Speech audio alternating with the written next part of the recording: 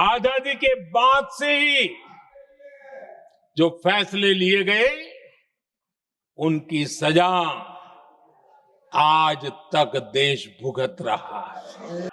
अगर थोड़ी सा विजन होता, थोड़ी सी समझ होती तो पीओके वापस लेने का निर्णय हो सकता। और कांग्रेस यहां अमन की आश के मुशायरे किया करती थी। मुशायरे होते थे। 80% पानी पाकिस्तान को देने के लिए वो राजी हो गए। और इतना बड़ा हिंदुस्तान, उसको सिर्फ 20% पानी। कोई मुझे समझाए भाई ये कौन सी बुद्धिमानी थी। कांग्रेस ने हमेशा नेशनल सिक्योरिटी पर समझौता किया है। आज जो लोग पूछ रहे हैं पीओके को वापस क्यों नहीं लिया, वैसे ये सवाल मुझे ही पूछ सकते हैं और किसको पूछ सकते हैं।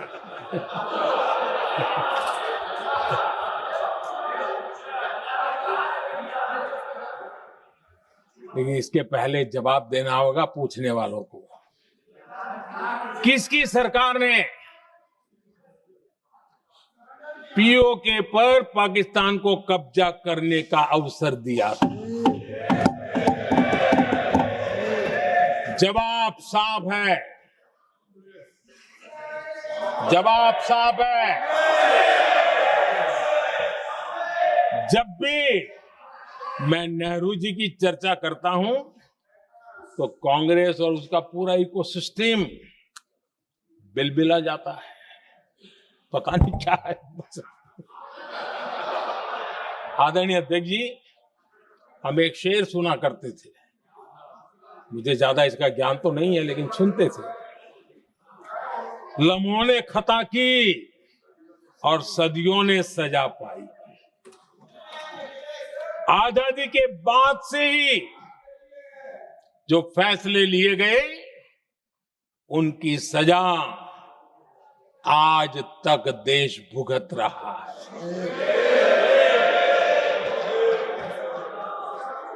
यहां बार बार एक बात का जिक्र हुआ और मैं फिर से करना चाहूंगा। अक्साई चीन की उस पूरे क्षेत्र को बंजर जमीन करार दिया गया।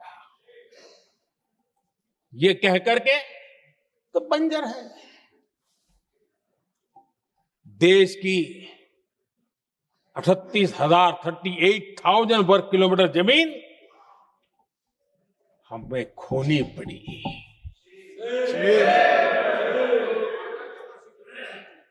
आदरणीय अध्यक्ष जी, मैं जानता हूं मेरी कुछ बातें चुभने वाली है। 1962 और 1963 के बीच कांग्रेस के नेता जम्मू कश्मीर के पूंछ, उरी, नीलम वैली और किशनगंगा को छोड़ देने का प्रस्ताव रख रहे थे। भारत की भूमि, आदरणीय अध्यक्ष जी, और वो भी लाइन ऑफ पीस के नाम पर किया जा रहा था। 1966 रण ऑफ कच्छ पर इन्हीं लोगों ने मध्यस्थता स्वीकार की। ये था उनका राष्ट्रीय सुरक्षा का विजन।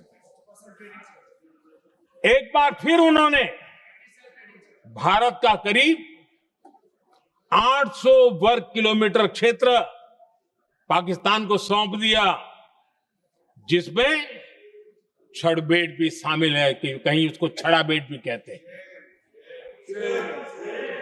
1965 की जंग में हाजीपीर पास को हमारी सेना ने वापस जीत लिया था। लेकिन कांग्रेस ने उसे फिर लौटा दिया। 1971 पाकिस्तान के 93,000 फौजी हमारे पास बंदी थे। पाकिस्तान का हजारों वर्ग किलोमीटर एरिया हमारी सेना ने कब्जा किया था। हम बहुत कुछ कर सकते थे, विजय की स्थिति में थे। उस दौरान अगर थोड़ी सा विजन होता, थोड़ी सी समझ होती, तो पीओके वापस लेने का निर्णय हो सकता। वो मौका था, वो मौका भी छोड़ दिया गया। अरे इतना ही नहीं, इतना सारा जब सामने टेबल पर था, अरे कम से कम करतारपुर साहब को तो ले सकते थे, वो ही नहीं कर पाया। 1974 श्रीलंका को कच्चथीवू द्वीप को गिफ्ट कर दिया गया। आज तक हमारे मछुआरे भाई बहनों को इससे परेशानी होती है, उनकी जान पर आफत आती है। क्या गुनाह था तमिलनाडु के मेरे फिशरमैन भाई बहनों का? आपने उनका हक छीन लिया और दूसरों को गिफ्ट कर दिया। कांग्रेस का दशकों से इरादा लेकर चल रही थी कि सियाचिन से सेना हटा दी जाए। आदरणीय अध्यक्ष जी, 2014 में देश ने इनको मौका नहीं दिया, वरना आज सियाचिन भी हमारे पास नहीं होता।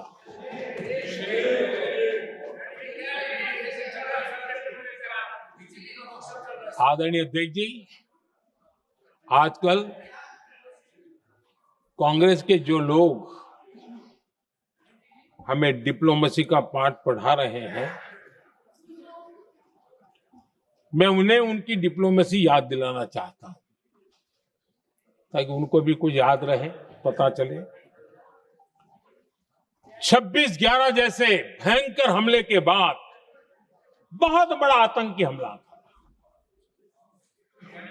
कांग्रेस का पाकिस्तान से प्रेम नहीं रुका। इतनी बड़ी घटना 26/11 की हुई थी। विदेशी दबाव में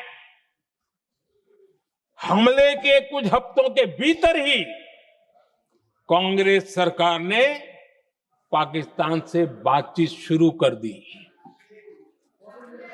आदरणीय अध्यक्ष जी, कांग्रेस सरकार ने 26/11 की इतनी बड़ी घटना के बाद भी एक भी डिप्लोमेट को भारत से बाहर निकालने की हिम्मत नहीं की। छोड़ो, इधर एक वीजा तक कैंसिल नहीं किया, एक वीजा तक कैंसिल नहीं कर पाए थे। देश पर पाकिस्तानी स्पॉन्सर बड़े बड़े हमले होते गए, लेकिन यूपीए सरकार ने पाकिस्तान को मोस्ट फेवर्ड नेशन का दर्जा देकर रखा था। वो कभी वापस नहीं लिया था। एक तरफ देश मुंबई के हमले का ये न्याय मांग रहा था, दूसरी तरफ कांग्रेस पाकिस्तान के साथ व्यापार करने में लगी थी।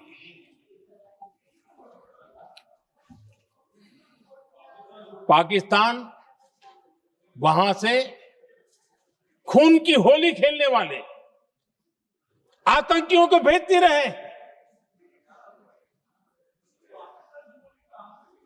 और कांग्रेस यहां अमन की आश के मुशायरे किया करती थी। मुशायरे होते थे। हमने आतंकवाद और अमन की आस का ये वन वे ट्रैफिक बंद कर दिया।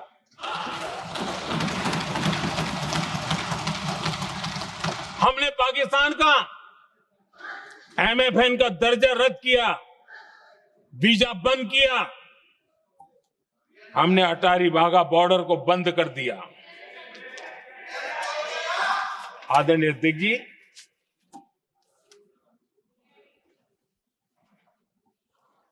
भारत के हितों को गिरवी रख देना ये कांग्रेस की पार्टी की पुरानी आदत है। इसका सबसे बड़ा उदाहरण सिंधु जल समझौता है। सिंधु जल समझौता किसने किया? नेहरू जी ने किया। और मामला किससे जुड़ा था? भारत से निकलने वाली नदियां, हमारे यहां से निकली हुई नदियां, उसका वो पानी था। और वो नदियां हजारों साल से भारत की सांस्कृतिक विरासत रही है, भारत की चैतन्य शक्ति रही है। भारत को सुजलाम सुफलाम बनाने में उन नदियों का बहुत बड़ा योगदान रहा है। सिंधु नदी जो सदियों से भारत की पहचान हुआ करती थी, उसी से भारत जाना जाता था। लेकिन नेहरू जी और कांग्रेस ने सिंधु और झेलम जैसी नदियों पर विवाद के लिए पंचायत किसको दी? वर्ल्ड बैंक को दी। वर्ल्ड बैंक फैसला करे क्या करना है। नदी हमारी, पानी हमारा।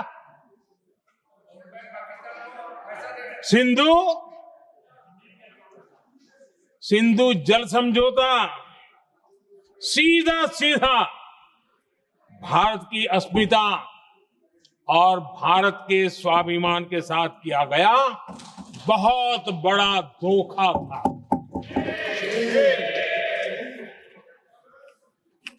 आदरणीय अध्यक्ष जी, आज के देश के युवा ये बात सुनते होंगे तो उनको भी आश्चर्य होगा कि ऐसे लोग थे हमारे देश का काम करते थे। नेहरू जी ने इस ट्रीटी करी और क्या किया? ये जो पानी था, जो नदियां थी, जो भारत से निकल रही थी, उन्होंने 80% पानी पाकिस्तान को देने के लिए वो राजी हो गए। और इतना बड़ा हिंदुस्तान, उसको सिर्फ 20% पानी। कोई मुझे समझाए भाई ये कौन सी बुद्धिमानी थी? कौन सा देश हित था? कौन सी डिप्लोमेसी थी? क्या हालत करके बना के रखा था आप लोगों ने? इतनी बड़ी आबादी वाला हमारा देश, हमारे यहां से निकलती हुई ये नदियां, और सिर्फ 20% पानी, और 80% पानी उन्होंने उसको दिया जो देश खुलेआम भारत को अपना दुश्मन करार कर देता रहता है, दुश्मन कहता रहा।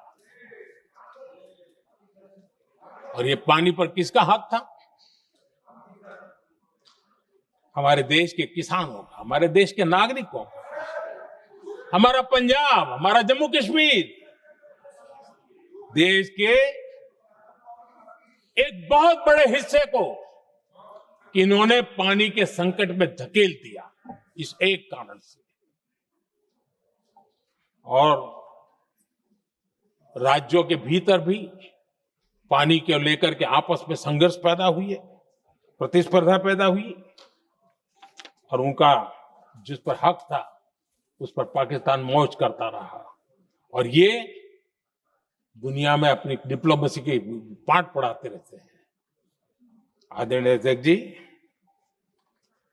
अगर ये ट्रीटी न होती तो पश्चिमी नदियों पर कई बड़ी परियोजनाएं बनती, पंजाब, हरियाणा, राजस्थान और दिल्ली, वहां के किसानों को भरपूर पानी मिलता, पीने के पानी की कोई समस्या नहीं रहती। औद्योगिक प्रगति के लिए भारत बिजली बना पाता। इतना ही नहीं, नेहरू जी ने इसके उपरांत करोड़ों रुपए भी दिए ताकि पाकिस्तान नहर बना सके।